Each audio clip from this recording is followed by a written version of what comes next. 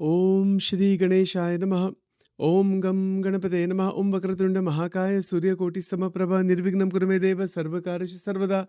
Om Gam Ganapate Namaha. Shri Sadgurubhyo Namaha. Om Shri Hanumate Namaha. Welcome to Nitya Satsang. Today is the 3rd of February 2025. I want to offer my prostrations to all the great sages and to Bhagavan residing in the heart of every being. We're continuing to examine the extraordinary state of Samadhi. What is Samadhi? Samadhi is very, very beautiful. It is a state of great absorption in God. It is a state of great equanimity and clarity, harmony, all those things. We've talked about that. And it is also a life where there is seamless integration with the totality of existence. All that exists in our perception, in our life, we are able to integrate with it seamlessly. Seamless integration means that there is no disconnection with anything else that exists. Generally, we feel we are quite separate from everything that exists. Yes, that is there, no doubt. But there is a seamless oneness. It's an integration. See, the word integration is key here. It is the ability to recognize the apparent multiplicity while recognizing that the multiplicity is only an expression of the one. This is Advaita. Advaita Vedanta shows us how to recognize the one without a second, the one meaning ekam nityam. That one is the only thing that is there. That one that is there, and the multiplicity, the diversity, all the different names and forms and everything we see. This is an apparent multiplicity. It isn't actually separate. Nothing is separate from anything else. How amazing is that? Right? So that is a realized state. That is Samadhi. Jnana Samadhi, or this opened up vision, where a yogi, a bhakta, a sadhak, or a enlightened being is seeing all as one as all. Whatever may be happening, anything may be happening. And there are all kinds of levels of reality also. These are called superimpositions. They are levels of reality. But the ultimate, the paramarthika level is only the one Brahman. It is only that is present in different ways, different forms. What a vision that is. What a life that is. So that type of realization, that realization of ultimate reality, present now, present here, it has to do with realizing the movement of Shakti, the movement of energy inside of us. Because the energy inside the individualized person is giving the Jivatma individualized experience. When the total energy flow is no longer moving inside the antakarana and generating just limited experiences, the Antakarana becomes very steady, and that energy that is Mahashakti, that is enlivening the Antakarana, it just, the sadhak realizes it's a realization from the limitations of the Antakarana into the enlivening power that is the Antakarana. It's a little bit difficult to explain this point, but it is worthy of trying to realize what it actually is. See, it's like this. A light bulb has energy going inside. Light bulb has certain amount of light that is throwing out. But the Shakti that is there, that is in the generating station, the infinite amount of energy, that is what we have to discover.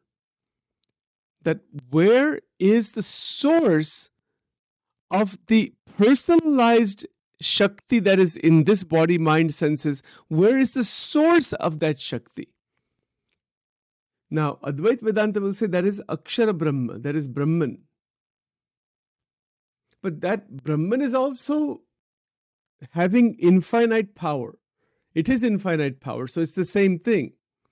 So the source that is there, that is unending source. So when the Rishi goes beyond the limitations of the Antakarana, which is the whole ball game in spirituality, which is the entire sadhana, to go beyond the limitations of the Antakarana, of the internal mental mechanism, as soon as that is gone beyond, the infinite is there.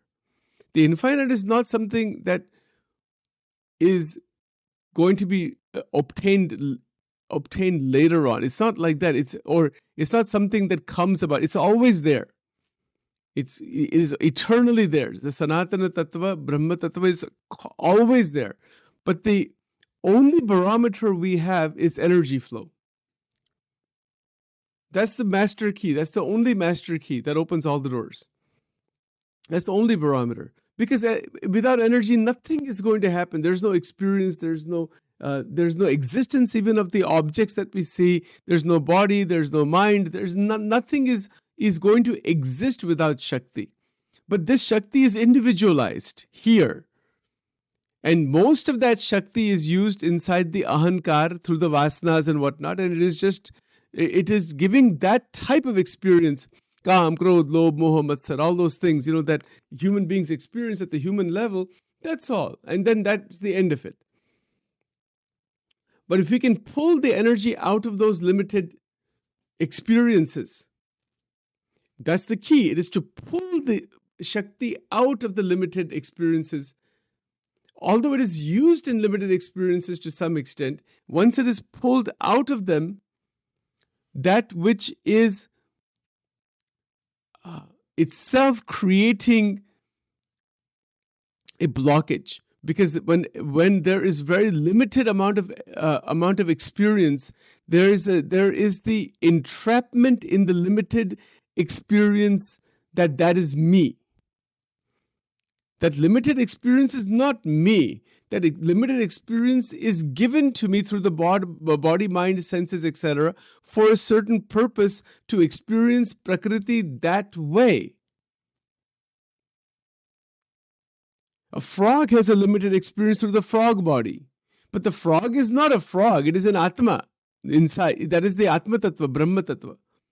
It is experiencing the limitations of Prakriti, or is it experiencing its causal body through the mechanism of the frog body, or the serpent body, or the ant body, or the elephant body, or the human body. And then a certain limited dimensional experience that comes, and then one is in that modality only, that's me. And so in all the species, that's how they function. But in the human species, we have the capacity, the possibility of rising above that limited identification that this is me.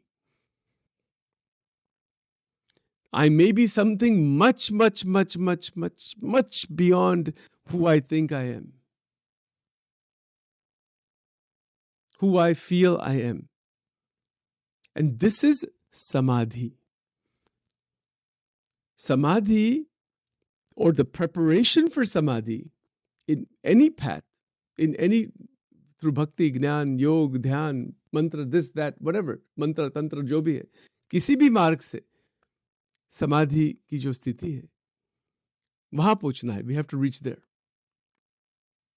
And when we reach there, everything is in balance. Everything always remains in balance, even though there are changes. Changes are going on constantly in the three avasthas. Teen avastha keep changing. But there's no getting stuck with any of them. That is vairagya. Vairagya or gyan, they come. Gyan is what? Gyan is the realization that Shakti, energy, is Ananta. Ananta Shakti and one Brahman. As Ramakrishna Paraman stated, Brahma, Shakti, Abhed. Abhed means that they are together, one. This realization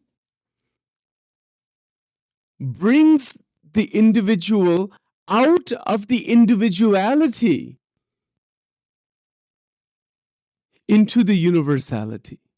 From the universality into the Brahman. There, even universality is an intermediate level. We say we want to be universal. That is still under Maya, actually. Because that is a Brahmand.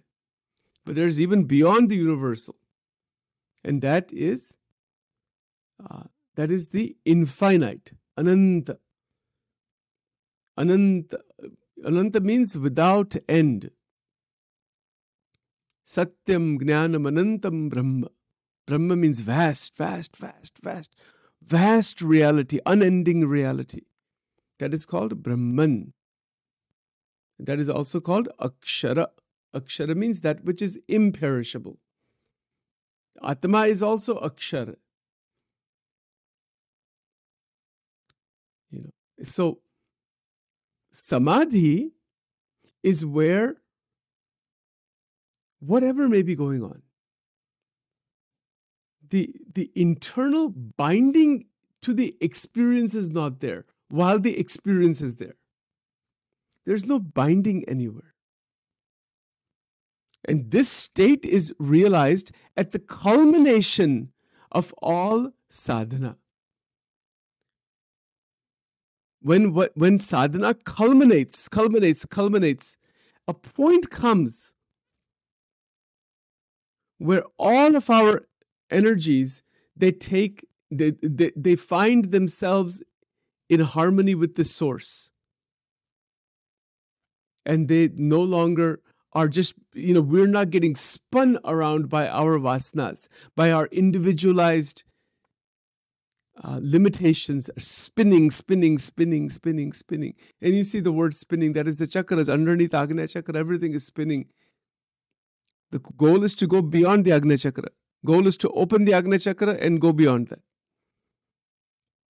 Agnya Chakra is where all of this Maya ends. All of this entanglement ends. Agnya Chakra is the location of Bhagwan Shiv, Shankar Bhagwan.